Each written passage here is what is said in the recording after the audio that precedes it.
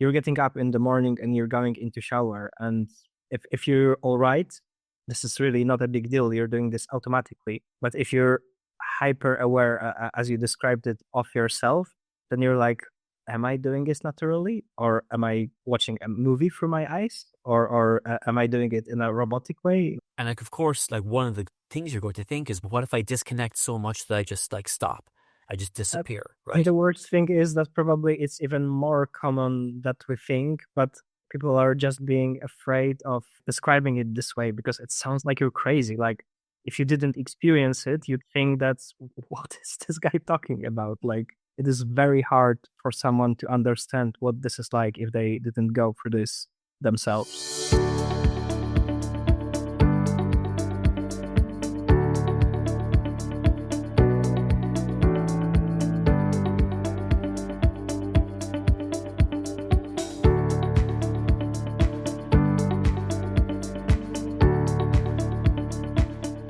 Hey everyone, I'm Shaun O'Connor, author of the Depersonalization Manual, and today I'm speaking with Piotr Wojnar, 30 years old, based in Poland.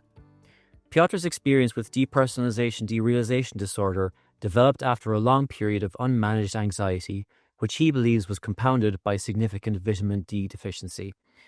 Looking back, it wasn't one single moment, but years of living without effective coping mechanisms for anxiety that finally caught up with him.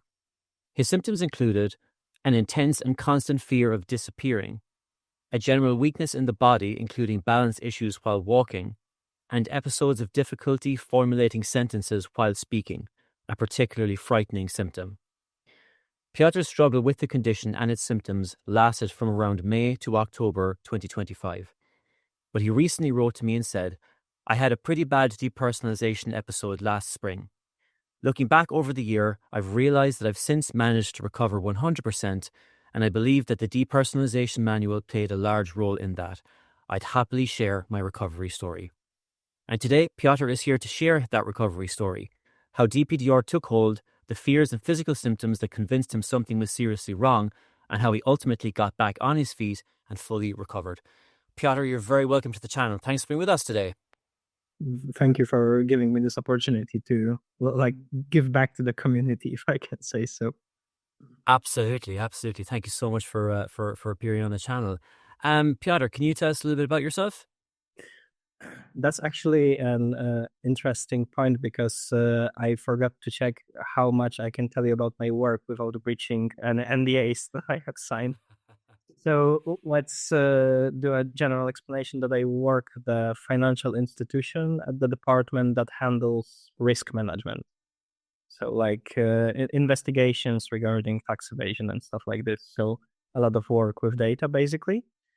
I do music in my free time. For many years, I was playing guitar and singing, but 5 or 6 years ago, I moved to electronic music completely. So now it's mostly computer and some synthesizers.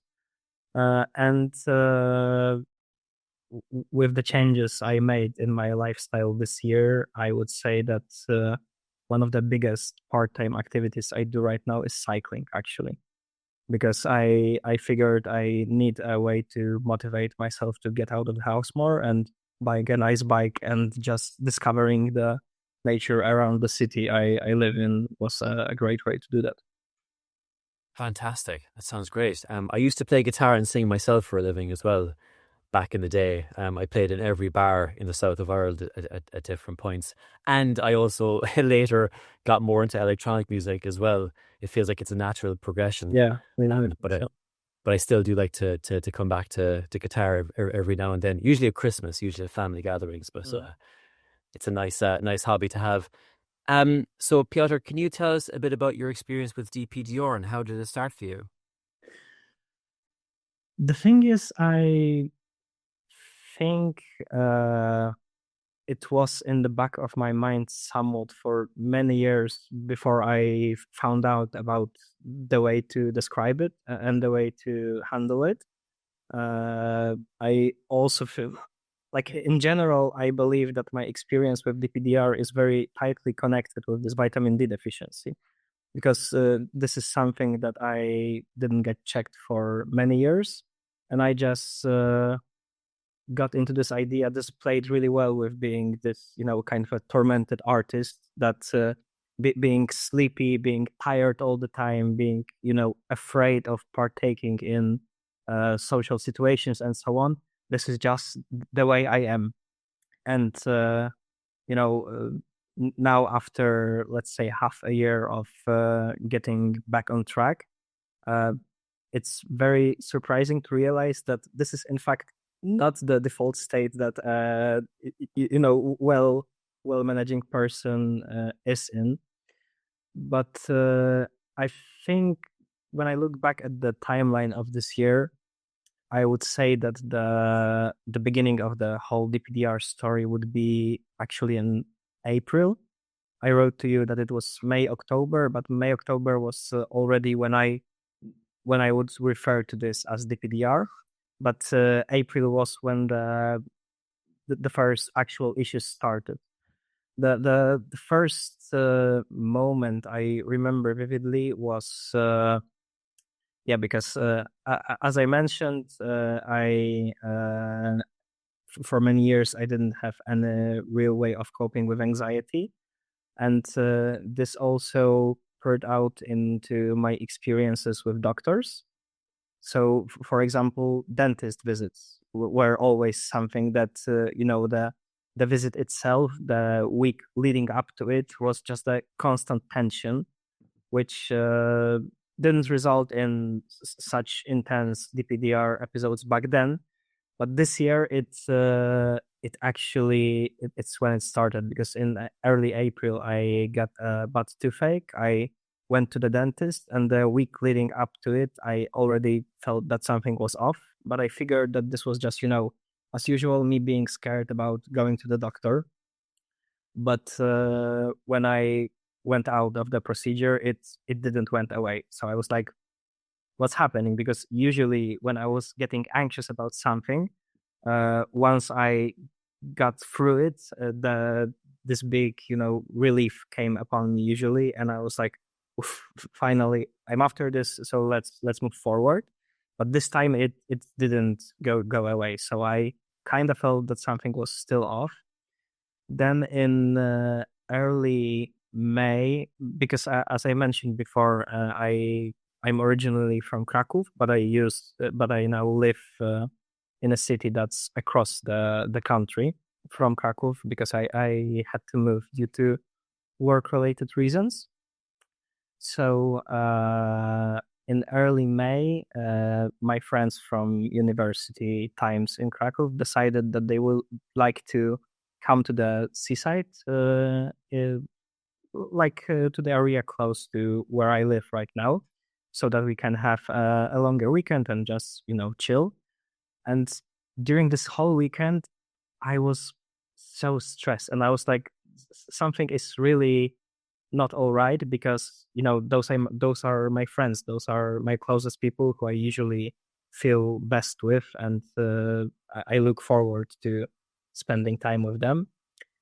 But the problem was that at that time I was still trying to rationalize the reasons for me feeling that way. So obviously when meeting with friends there was some alcohol involved, so I was like, oh, I'm just badly hangover, so after this goes through it will get better. But it didn't get better. So once I came back from this trip, the next challenge was because for Christmas the year before, my parents got me a ticket for a craft beer festival in Copenhagen, because I used to live in Sweden for some time, and I was visiting Copenhagen a lot because I was very into craft beer back then, and Copenhagen has one of the best scenes in this regard in continental Europe. So this was an amazing gift. But the problem was that in, I'd say, a week leading up to me taking the plane to Copenhagen and enjoying the festival that I was looking forward to, I realized that I'm not really excited about the festival and visiting the city. I know quite well, so it's not like it would be a problem for me to get around if everything was okay. I started creating a very specific timeline of what I will do once I land in Copenhagen. Like from this hour to this hour, I will get to the city center. From this moment to this moment, I will go to this restaurant. So crazy detailed and specific instruction for myself of how to get through this. Uh, and the anxiety and the spiraling of will I manage, because I at that time already the tension and the feeling that something is off was a part of my default state. And in the morning, when I was supposed to go on the plane, I realized that I'm simply unable to. Like the idea of having to go through the airport, go through the security, then being confined in a closed space of a plane for an hour, which is not a very long flight. So, and I was never afraid of flying before. So I was like, something is very off. So I decided that even though I was really looking forward to this trip, instead of going to Copenhagen, I would move back to my parents for a few weeks. And this is the point where I think my actual experience with DPDR started, because this was about the time when my internet researching brought me to probably some subreddit about people experiencing this. And on one hand, I'm happy that this happened, because me missing out on such a big thing as a trip that was a gift from my parents for Christmas that I was looking forward to for many months was a clear message to me that something needs to change. Like I need to get a medical checkup, or I need to, I don't know, just take it easy for some time. And looking back at this whole experience, on one hand, I'm extremely grateful to have parents so understanding that, when I call them and tell them that, oh, something is off. Obviously, I back then I already realized that I had this fear of disappearing, but I didn't want to use this wording when talking to them, because I was like, they're going to close me in a mental institution in like few moments if I actually explain it the way I'm experiencing it. So I was like, oh no, I just feel under the weather. I feel anxious. Maybe it's because I have a lot of stuff to take care of at work and so on. And on one hand, it was great that I was able to stay with my parents and, don't have to worry about managing groceries or cooking food and so on.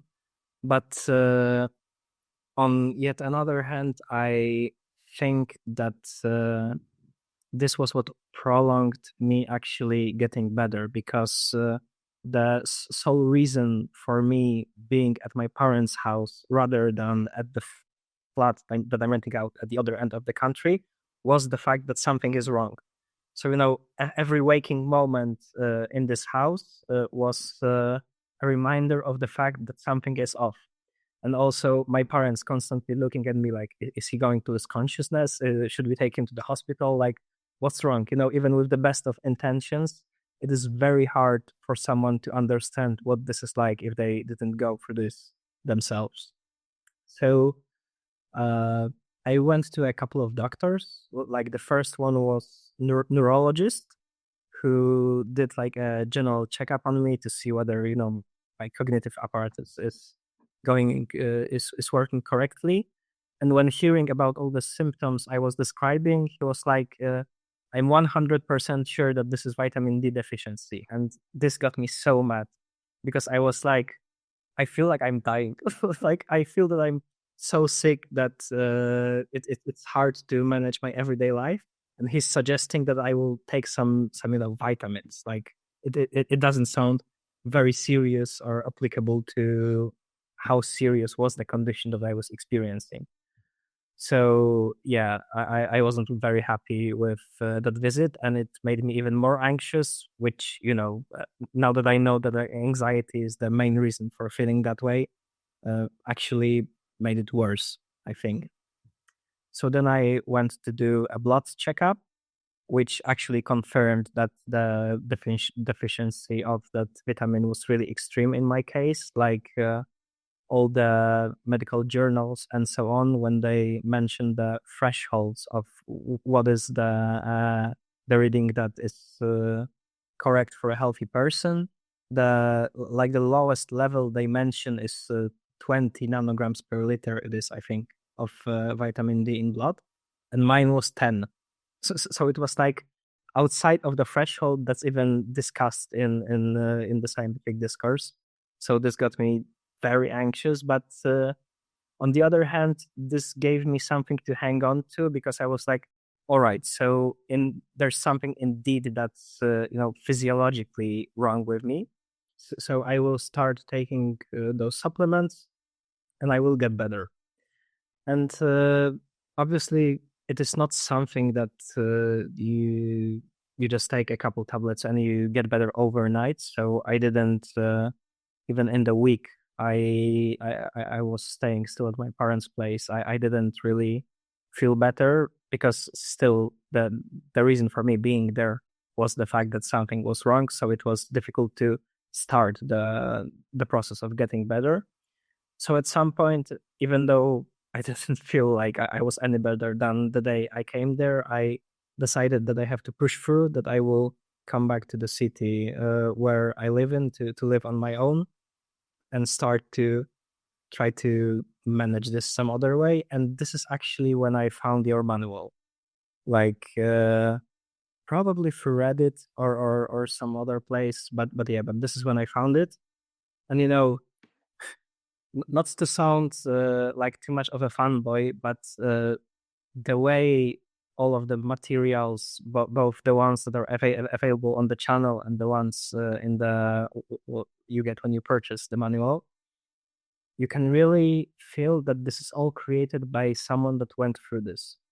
Because the choice of colors, the choice of sounds, the tone of your voice, like this is all so calming that I can't really imagine, getting all this information about the method and about the condition into my brain if it was, because I'm a firm believer in scientific approach to life. So I really wanted, academic documents, papers on what it is and what I can do to get better.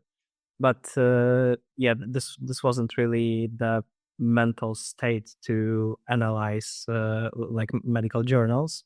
So to have someone explain this to me in such a calm manner was really a godsend. And one of the first thing, I don't know if this is in the materials available on YouTube or only in the downloaded ones. So feel free to cut this out.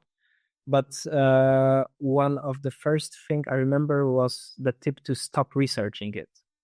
And it's very easy to say, but when the only comfort you get is from understanding that there are people around the world from different walks of life experiencing the same, someone telling you that you should stop doing it is like, I don't know.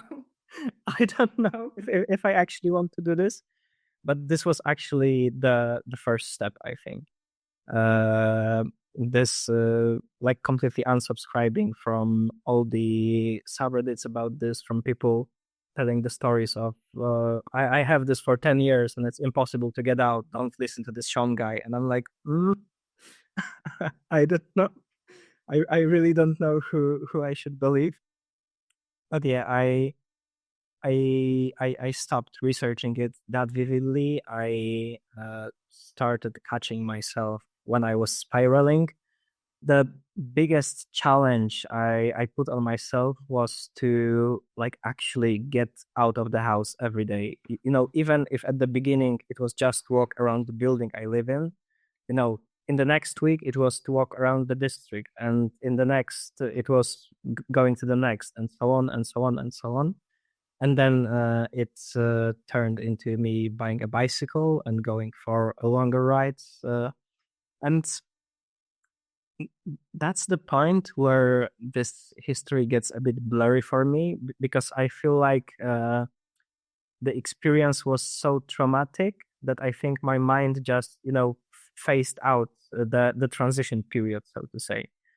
I remember that so beginning of June was when I bought the manual and I started following the tips and listening to the audio files probably every day.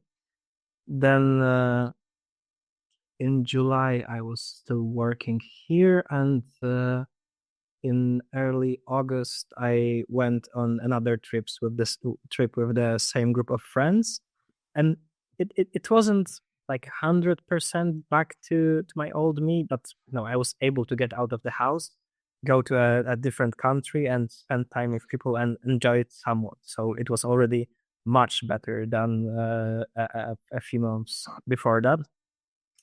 Then in early September, I went for a gig in Berlin by myself, and this was the big test that I prepared for myself, kind of, because I was like, all right, so the point where I realized that something is wrong was me missing out on this Copenhagen trip. So if I'm able to get around city that is unknown to me, because it was actually the first time I went to Berlin myself, then it will be all right. And when I got off the train, because I took a train there because plane was still a bit, I don't know.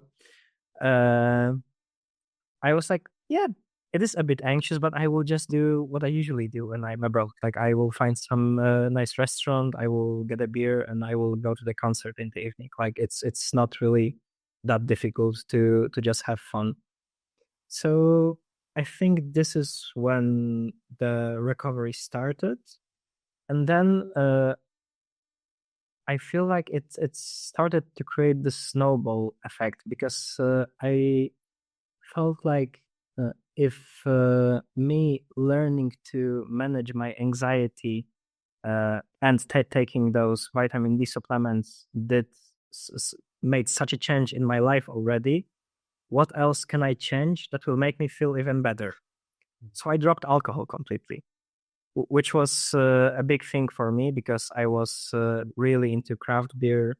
Then I got into whiskeys. And I think that maybe me getting more interested in hard liquor also paid made a difference in the way I'm handling my anxiety, because now that I'm learning about the like physiological stress that alcohol puts on an organism, I'm like, how can anyone do this to themselves willingly?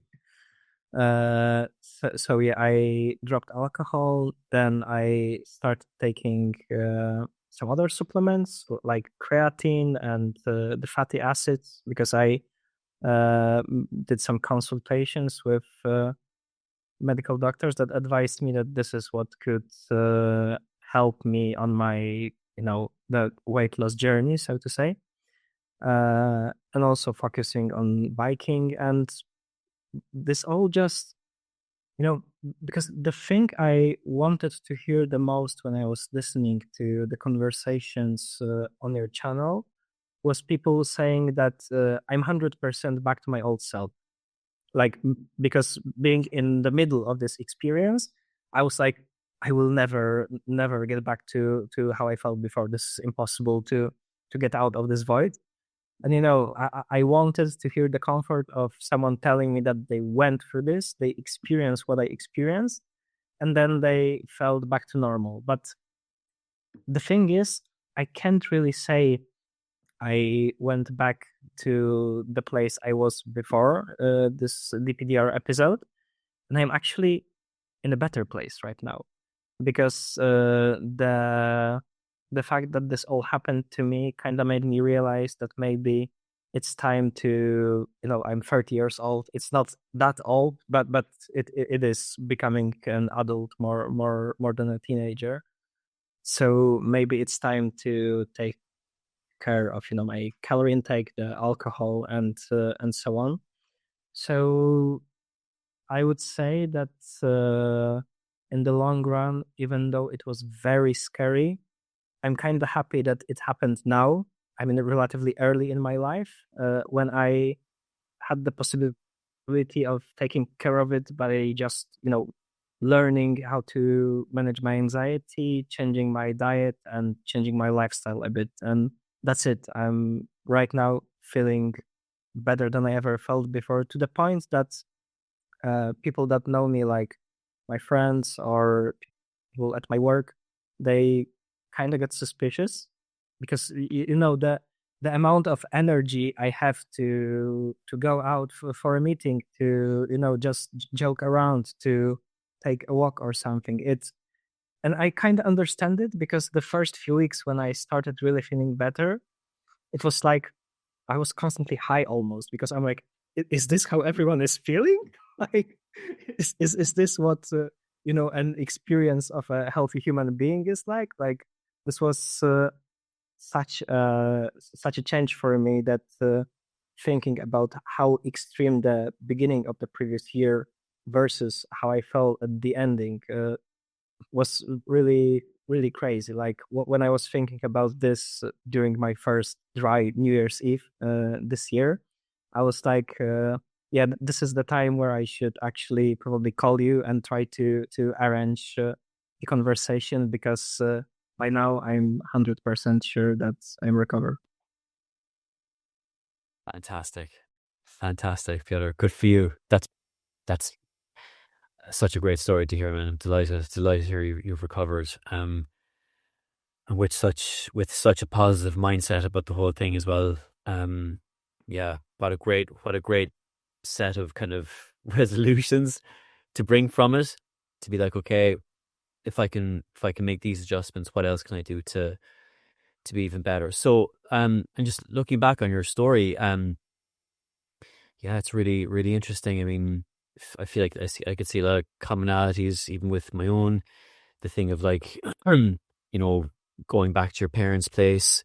I did the same thing, because I just felt like I couldn't function. I felt like I was sick and I needed to be taken care of, which made sense at the time, but it also led me to do a lot of researching of the condition, which in retrospect I shouldn't have been doing.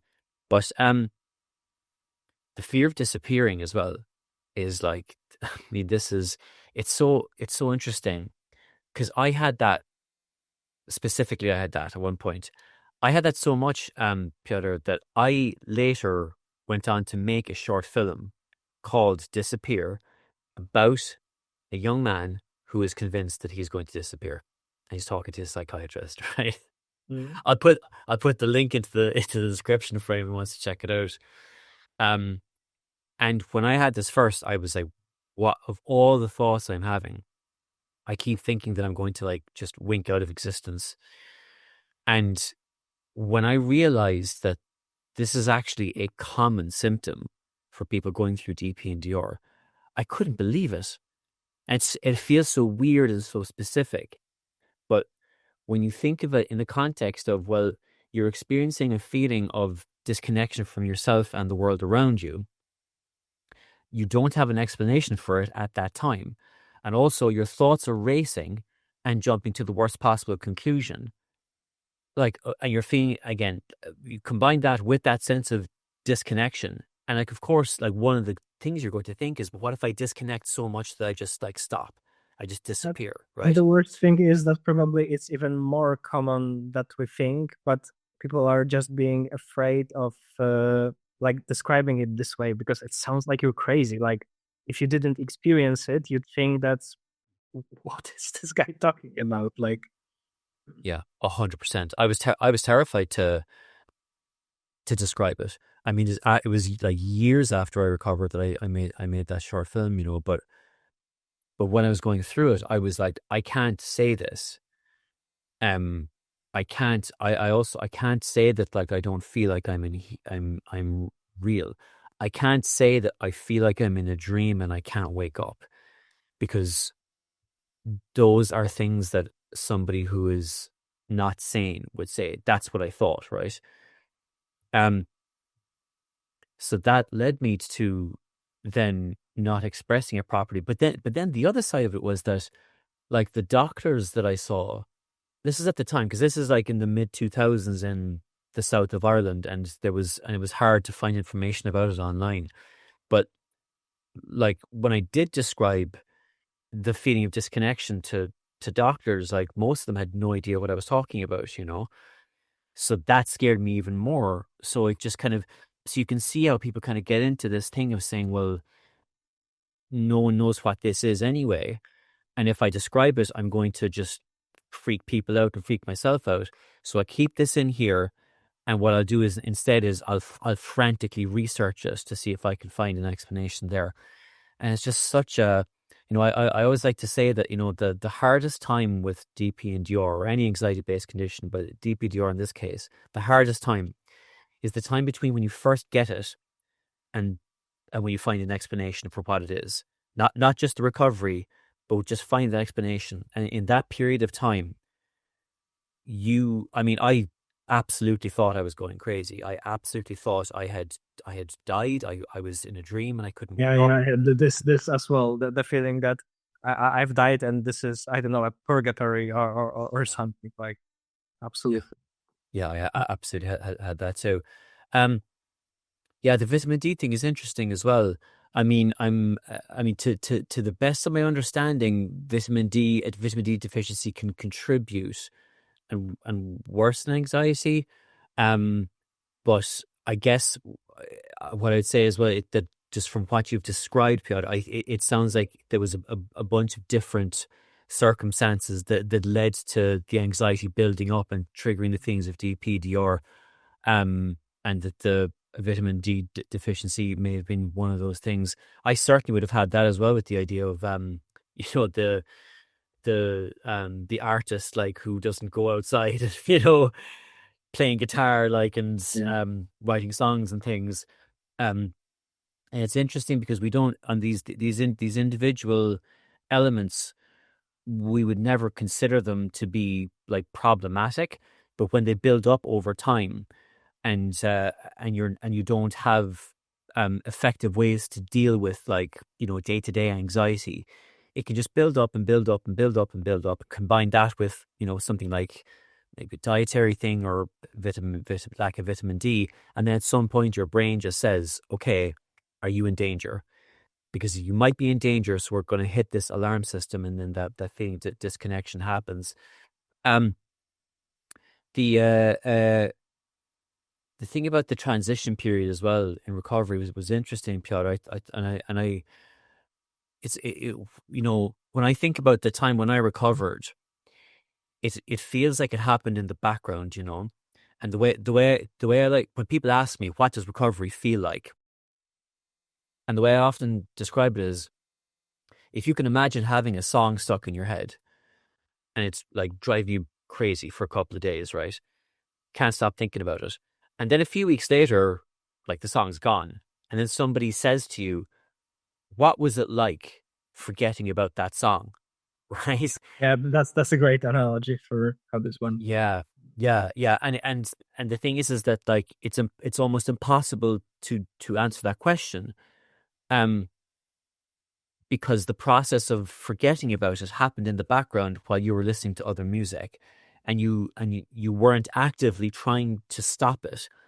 Because if you tried to stop it, now you're thinking about it again. It's in the focusing away, and it's almost just like kind of releasing it, and you let it fade away in the background. Focusing Because it, away, but I would also say that challenging myself to uh, to do things like going to the groceries, for example, because learning to understand what this condition is like and the fact that this is actually your organism trying to take care of you on autopilot of sorts. uh, actually getting out of the house and getting to the supermarket, it's like sending the signal to the reptilian part of your brain that I don't need an autopilot. I can do the groceries myself. It's really not that big of a deal. So yeah, this challenging yourself. I think also I don't know if this was something someone said in one of your interviews or maybe a comment, but someone wrote probably that the bad days is where the magic happen. And when I first read this comment, I was like, I don't want any more bad days. Give me one good day so I can differentiate between bad days and the good days. But now, when I look at it, this is actually true. Like the days where you catch yourself spiraling and you manage to uh, like take your focus somewhere else. this is actually when you get better, because you learn how to manage the anxiety, even for afterwards when you're recovered from the DPDR, because I feel this is important to mention. You will recover. Everyone will recover if they follow your tips. For stuff in your romantic relationships, or stuff at work, like this strategy of being conscious of starting to spiral and focusing your attention somewhere else. It's a great strategy for just not over stressing. Absolutely, absolutely, and it's like, the example I always like to give is like, take somebody who has a has notices their heart's beating too quickly, and they start panicking that that heart beat means they're going to die, they're having a heart attack and they're going to die. But then when they understand and a doctor explains to them, no, that's just your heart beating too quickly because you had 3 cups of coffee this morning, you didn't sleep last night, and it's not dangerous. It's what happens, and it's going to happen from time to time. But just having that understanding changes how you respond to it, because with, like, across the board with anxiety-based conditions, it's what we're actually experiencing are normal parts of the fight or flight response.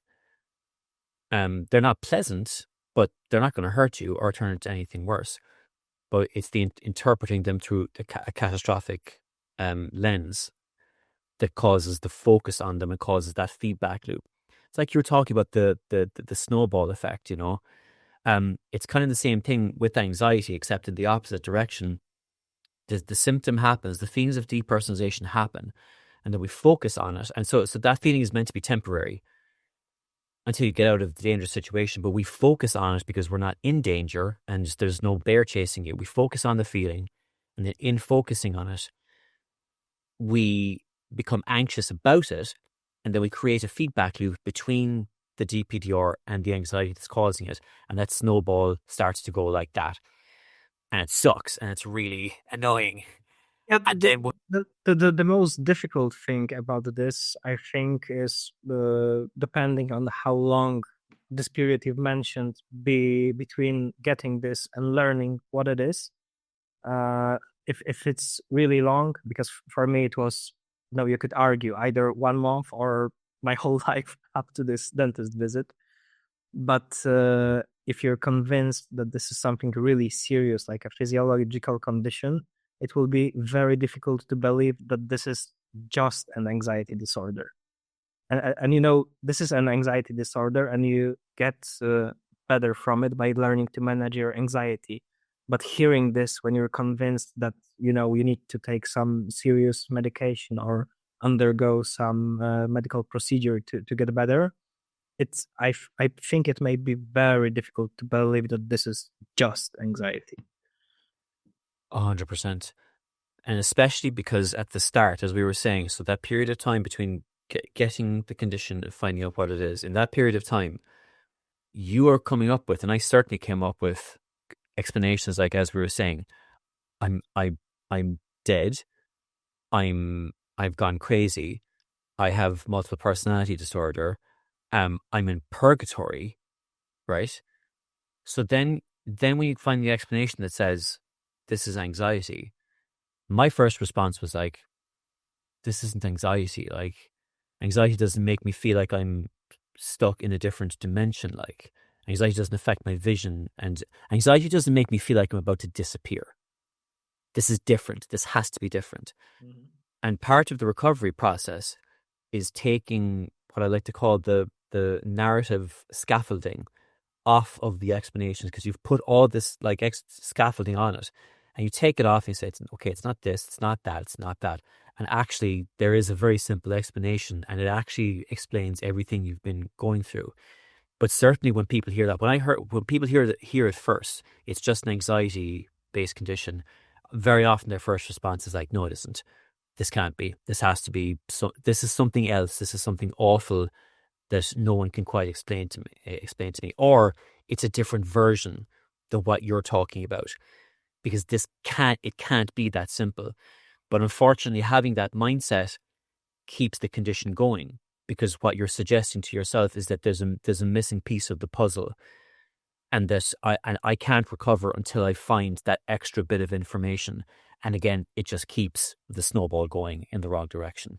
I just had a thought pop out in my head because I remember that a few years before this year, I might have a small episode of it that was triggered by a very specific situation because I did philosophy as a bachelor.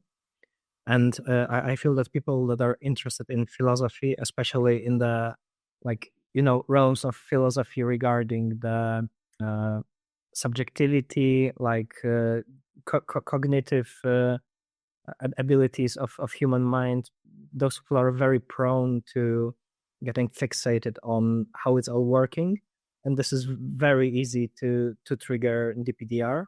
And I had a professor who I believe had best intentions of just triggering an interesting conversation in the group, asking us where do we believe our consciousness is focused in our body, because the default idea of the general population would probably be it's obviously in my head because that's where my brain is, but when you start thinking about this, it's not like your brain has some kind of touch receptors or anything. It's not in any way confirmed that your head is where you should be feeling this.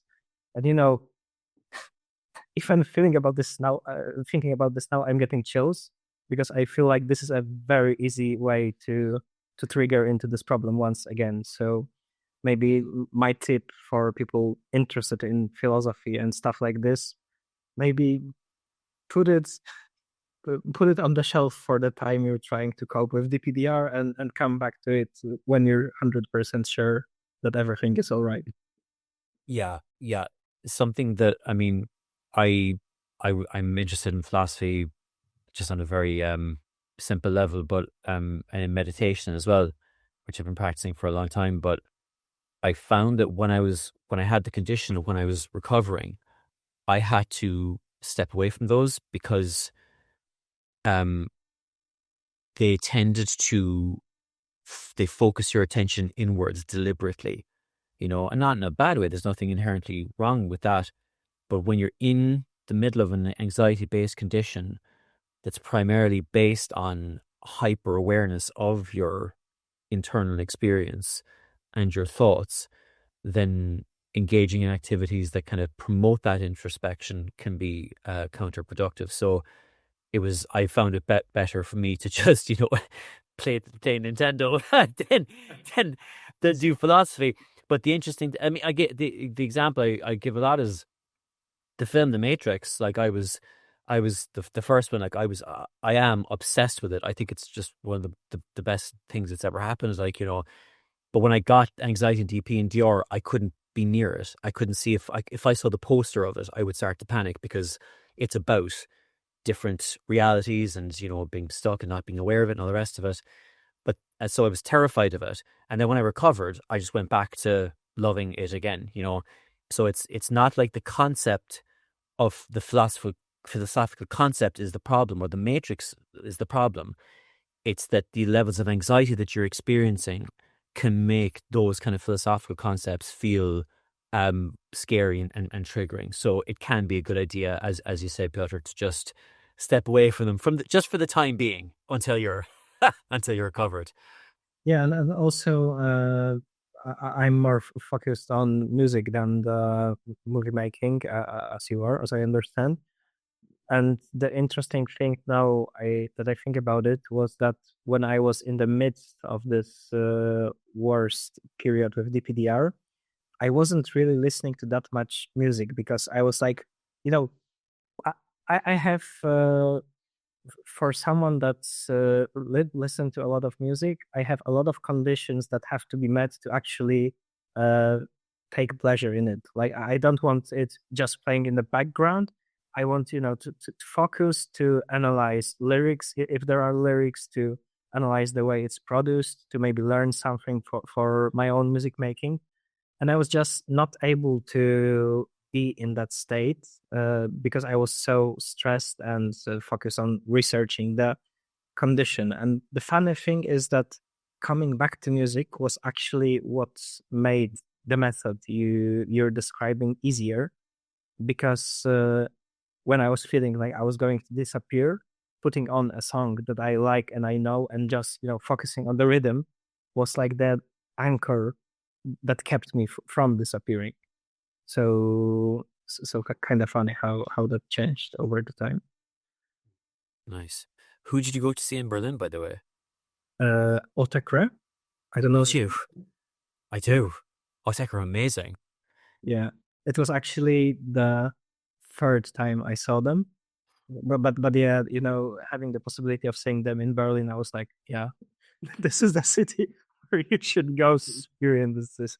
And also, it was kind of scary because I don't know if you know how their live gigs It's look all like. blackout. It's all completely dark. It's very abstract sounds. So I was like, I don't know, I don't know if I'll manage, but yeah, I did, and I was very satisfied first with going to a great gig, and second with being able to get through it.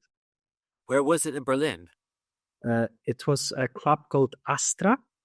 Astra. Okay, okay. It was a kind of funny place for them to play because before I saw them in Lisbon the year before, it was a sit down venue, like a theater. And I kind of feel like this kind of abstract music makes sense in such a setting.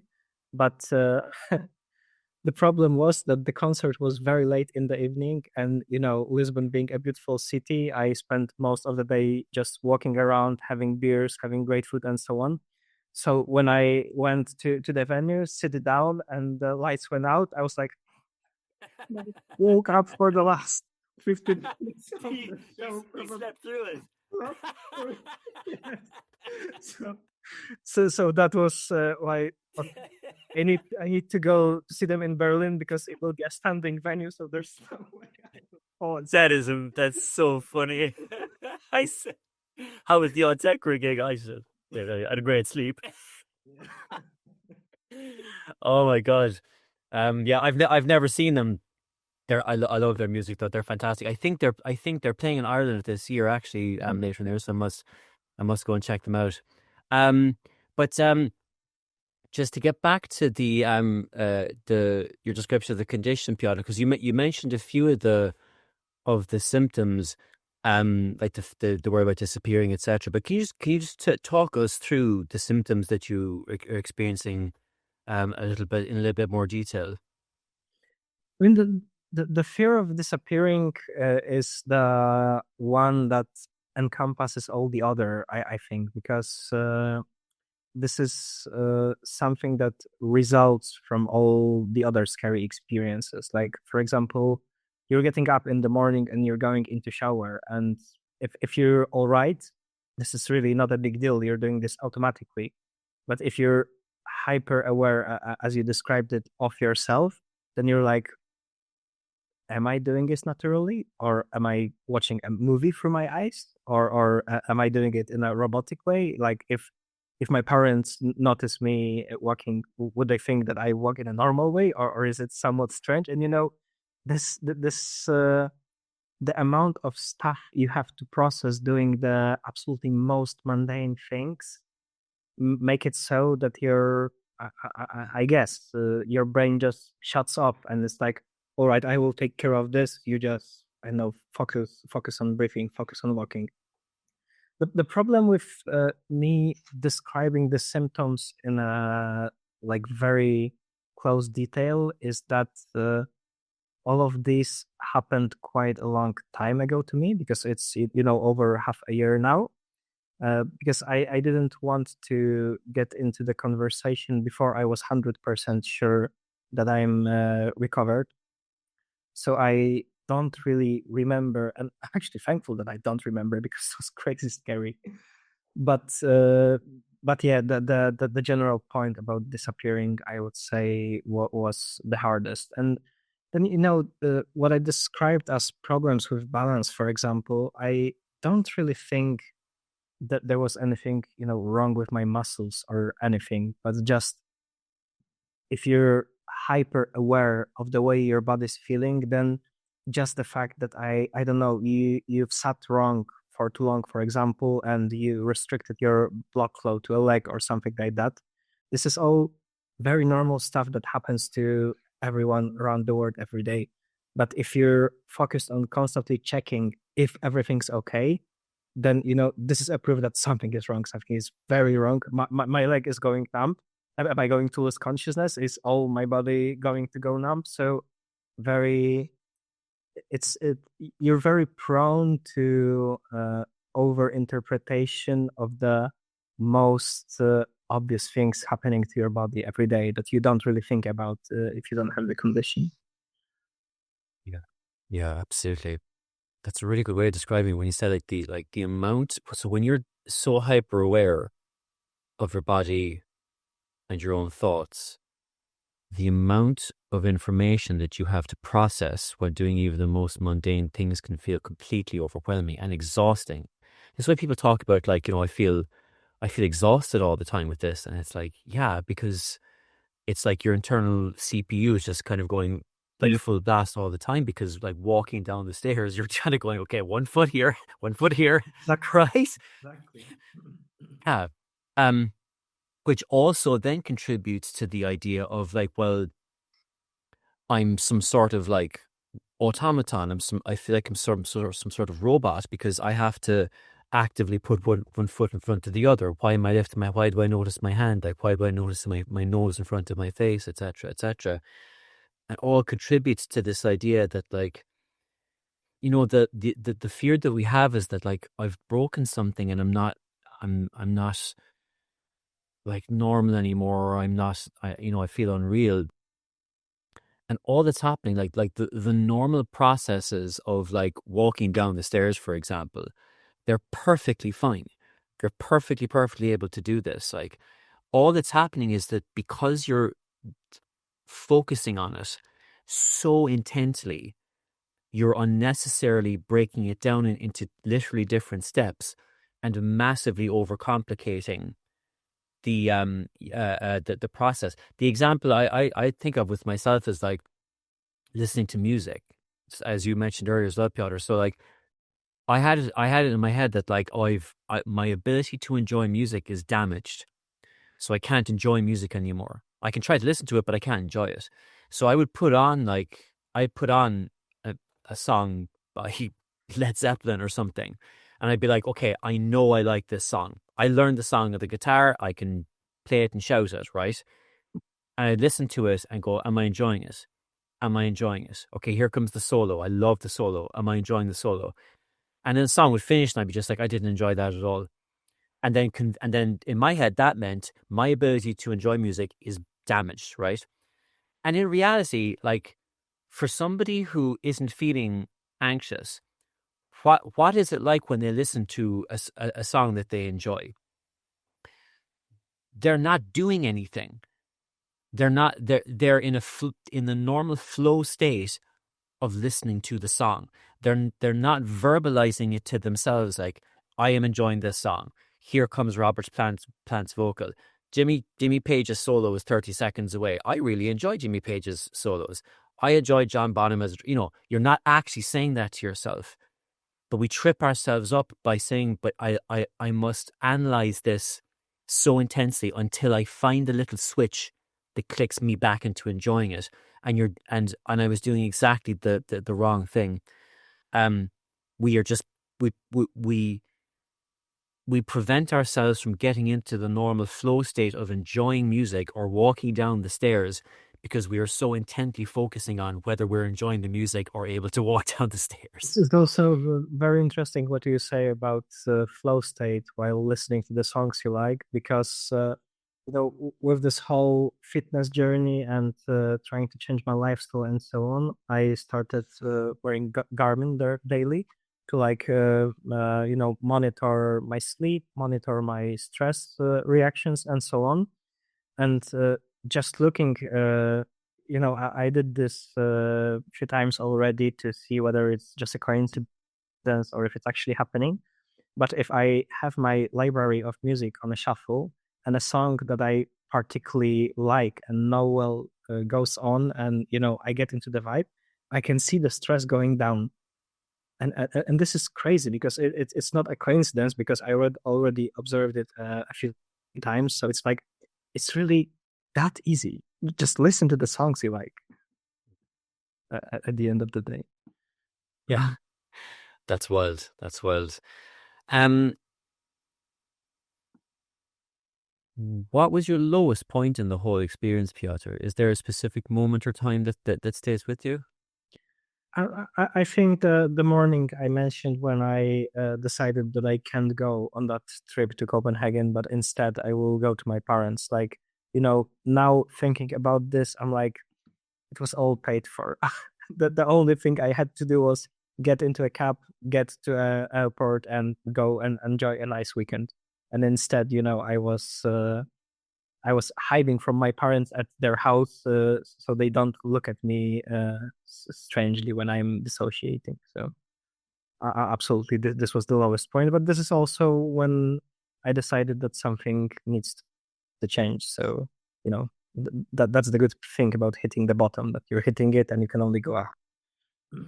Yeah, I had a similar thing happen to me where I had a round the world trip booked. I mean backpacking, like but I had spent a lot of money on it, and I was going, and then I was like, I can't go, and the travel insurance didn't cover anxiety, so I lost all the money, and I lost this like year of traveling around the world, and I was just back back at home, and then like bumping into people who were like asking me, aren't you supposed to be aren't you supposed to be in Australia? I was like, yeah, I am. I am supposed to be. I'm supposed to be in Australia. Jesus. Yeah, and that was awful because then people, in a compassionate way, people are kind of, so what's going on? Are you okay? And then but you don't want to respond by saying, oh well, I feel like I'm stuck. Or if they disappear. Yeah, I can't, I can't go to Sri Lanka because I'm afraid I'm going to disappear. I mean, and you hear yourself like saying those words in your head and going like, what happened to my life that I'm now in this situation? But again, the beauty of recovery is that there is a logical explanation for all of it, and it's and it's also way more common than you might imagine. Um, uh, how was the DP manual helpful in your recovery, Piotr? That's that's the thing. I've tried really hard to remember, but I think I've read through it once, and the main method that you're describing, like shifting the focus, this is. I kind of felt like this really hits the nail on the head. Like, this is the way to do it. So obviously, it's worth it to go through the whole book to learn about your experience and about what's causing it and so on. But this one strategy is really what was absolutely worth the money for me. I recommend it now to anyone I can, because the funniest thing is that when I stopped being scared of actually, using the words, I was afraid to disappear. It turned out that in my group of friends, like every third person had something like this. Maybe not exactly this, but they're like, "Oh yeah, I heard that this is called a dissociative episode or depersonalization, and it's very common. Like you're not the chosen one." Yeah, yeah. This is something I say to people all the time. You're not that special. You're not that special. This is the most common thing in the world. When like I never spoke about that. Like when I developed anxiety in DP and DR, even after I published the first version of the DP manual, like um, and for years after that, when I was like coaching people and talking to people, I never ever like brought it into my film work, or I would never bring it up to people unless they specifically asked. And then the BBC did an interview with me, and it was published on their website. And so when that came out, and my photograph was on it, so obviously it showed up on people's feeds all over the world. Like, but people I knew were contacting me, going, "Oh my God, this is you! This happened to you," and I'd send them on the information or whatever. Piotr, the amount of people who got on to me saying like, "This happened to me. This happened to me back in like Mm. 2009." Like, oh my God, I had this for 6 months back in 2015.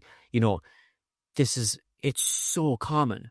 And but for most of these people, it happened for, they'd have a trigger, and they'd have it for like maybe a couple of days or a week or two, and then it would fade away, as it does for most people, just simply by getting back to work or focusing away, because it is that common.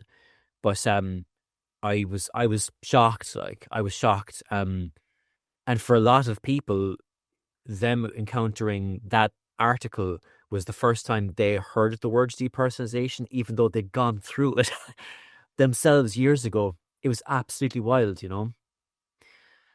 But it is really good to see that the awareness of it is growing and spreading, and people are becoming more, because again, the that period of time between getting it and finding out what it is, the more we can shorten that, the faster people can get on the path to recovery. Um, What I really enjoyed as well was, I think that one of the interviews you did was with a medical practitioner, like a nurse guy. yes. And this was a very important one for me, because this is also a bit funny to admit, but at the beginning, when I was listening to the first interviews, I was very suspicious. I'm like, did they really go for this? Are they paid actors? Like, what's what is happening? So getting to the interview where there was an actual medical practitioner, I was like, all right, this is a serious person that would not put their name on the line if they weren't 100% sure that this is something scientifically backed up. So this was the one that convinced me of the authenticity of your method, so to say. Yeah. I've had people say that I've seen it on Reddit as well. People are like, oh, these are they're actors. I'm like, they're actors. Like, the also like, if like these are the best actors in the world, if they are, like, because their performances are amazing. Like, oh my lords. But I always try to remember as well, like, that, you know when I had the condition, like, I know that, like, I would have, when I saw people on Reddit when I saw recovery stories on Reddit, my first response was, did they really though? Did they really recover? Should there and also I was thinking, and even if they did recover, sure, they didn't have it as bad as I have it, or they've got a different version from it, Mm. or a different version of it. And again, like, it's, I mean, what's at the core of that suspicion? It's not actually like, uh, uh, data. It's anxiety jumping to the worst possible conclusion. It's anxiety saying, okay, here's this mountain of evidence to show you that this is temporary, it's very common, it's harmless, and you can and will recover. Not only can you recover, but here's all of these people from all walks of life, from all over the world, all different sorts of causes, all different circumstances and situation, and they've all recovered. And anxiety goes, yeah, yeah, Bad not actors. sure enough. Yeah, yeah, don't know about that. And it's like, oh my God, it's like, but like, that's anxiety's job. Anxiety's job, in an evolutionary sense, anxiety's job is to ignore, like, data, and just say, yeah, but what if you're in danger? Yeah, but what if you're, and in a life or death situation, that could actually save your life. But applying that mode of thinking to your own recovery from an anxiety based condition, that's when we start to trip ourselves up, with constantly questioning everything and then preventing ourselves from taking the steps to recover. And God knows I did that for a long time as well. Yeah, I can't imagine when you say that your experience took place like in the early 2000s. I was like, how were you able to get through it without, information and manual easily available to go through it? Like, I'm extremely thankful that your work exists, because I feel like if I didn't come by it, I would still be, you know, I think with my parents probably. I wouldn't make the decision to come back here, maybe even lose this job that I really enjoy. So crazy. I'm so happy the work was useful, Piotr. Um, you mentioned as well that, like, and this really struck a chord with me. You said, I'm a firm believer in a scientific approach, and I've I absolutely am as well. And I I do sometimes struggle with the way that, like, in social media, that people kind of assume scientific roles, in particular with things like, nutrition and things like that. That always kind of worries me. And when I first started doing this, I'm very, very reticent to this isn't something I thought I would ever do. But what I found really interesting was that when I got the condition and found out what it was, and then again, as you said, back in 2005 to 2007, there was so little information out there on it. In what I mean to say, in a single text, in a single book. But when I realized that it's being caused by anxiety, and then I saw that, like, is there information out there to deal with anxiety-based conditions? And the answer is yeah. There was so much information out there. There has been, like, decades and decades of study into dealing with anxiety-based conditions, particularly in the fields of, like, cognitive behavioral therapy, acceptance and commitment therapy, exposure therapy. Like, this is actually really well understood, and there are clear, simple, and proven ways to deal with this. But it's like none of them had ever been, like, put into a single text for DPDR. You can have it for agoraphobia, claustrophobia, social anxiety disorder, but it's like DPDR was just kind of ignored. So And it's kind of funny how the fear of, open spaces or fear of confined spaces is normal, but the fear of disappearing, oh, a rare aesthetic. I'm a special one. This can't be treated with the normal tools. yeah, I know. And the example I always like to give is that, like, imagine if you developed agoraphobia in like the 1920s, and suddenly you have a fear of being outside, and the sky feels Because you see possessed. right, right. Because if you don't have if you don't have the words to put on it, the assumption is that, like, oh, I must be going crazy. Like, the sky feels frightening to me. Oh, I must be going crazy. Um, but the beauty of recovery and kind of progress in terms of awareness of it is that when we put those labels on it, we take the power back from it. And hopefully we'll get to a point soon where people describing depersonalization, derealization will get as fast an explanation as people describing the symptoms of agoraphobia have now. And I think that it's changing slowly but surely, but it is changing. um, I think you answered this earlier already, Piotr, but I always like to ask, when you recovered, is getting back to normal really getting back to normal after depersonalization, derealization? That's what I answered indeed, because that's my main takeaway from the whole experience. Uh, I wouldn't say I went back to normal, because I believe that my default state before this experience can be described as normal. Like I feel I'm feeling normal now, because I have energy to go out with people. I'm happy. I have long-term plans, short-term plans. This is what normal feels like. This is what I believe is normal, and this is not something that was achievable for me before all the ordeal with DPDR.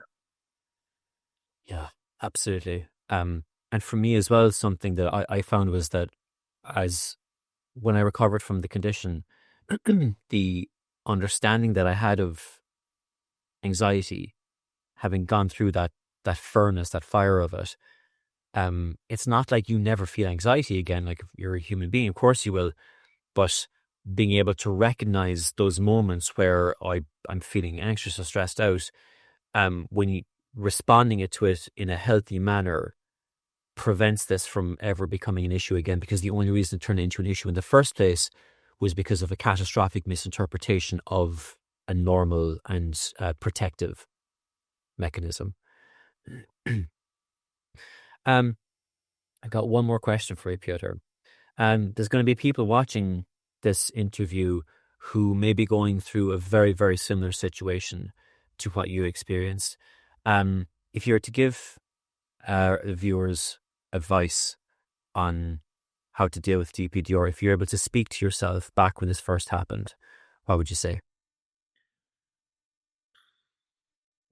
I would say keep challenging yourself, no matter how hard it feels. Like, get out of the house, just walk around your building and get back in, and do 2 circles. The next day, 3 circles. The day after that, then walk around your neighborhood. This is the first thing. Get a medical checkup of your blood to like completely make sure that there's nothing seriously happening. Uh, and yeah, just this is the most effective, but probably the hardest to achieve. Just try to go on about your life as usual. Like, so what if you're going to be less snappy in the work conversations or something like that? Just go to the office, meet people. It will be hard at the beginning. It will get easier with time. Just keep doing it. Just keep getting out of the house. Don't cancel your appointments. Don't cancel your plans. Don't stay in the bed all day. Like, this is not the way to get through this. That's fantastic advice. Piotr, I've enjoyed speaking to you so much. Thank you sincerely for your time and for sharing your story with the channel. I know there's going to be people watching this who find it extremely inspirational and motivational. So yeah, enjoy life post recovery, and I'll see you at the next Autechre concert. Yeah. Thank you.